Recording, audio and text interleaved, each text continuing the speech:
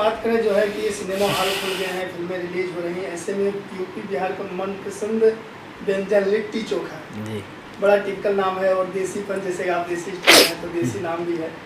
12 तारीख दुर्गा पूजा पर आ रही थी, दर्शकों से क्या अपील करना चाहेंगे? सारी जी का जन्मदिन, दर्शक लोगों से दिल से निवेदन करेंगे हाथ जोड़ के कि आप लोग सिनेमा हॉल में जाएं और लिट्टी चोखा को भरपूर मात्रा में प्यार दें और लिट्टी चोखा को खूब खाएं, इतना खाएं कि फिल्म एकदम सुपर डुपर हिट हो जाए, क्योंकि बहुत अच्छी फिल्म बनी है। और उसके डायरेक्टर हैं पराग पाटिल जी, जो कि बड़े भैया हैं, बहुत प्यार देते हैं। खेसारी भैया हैं, काजल राघवानी जी हैं, पूरी टीम को बहुत बहुत बधाई। और एक अच्छा कॉन्सेप्ट जो कि हमारे गांव देहात मिट्टी से जुड़ा हुआ है, तो आप लोग देखें और खूब प्यार दें, दुलार दें।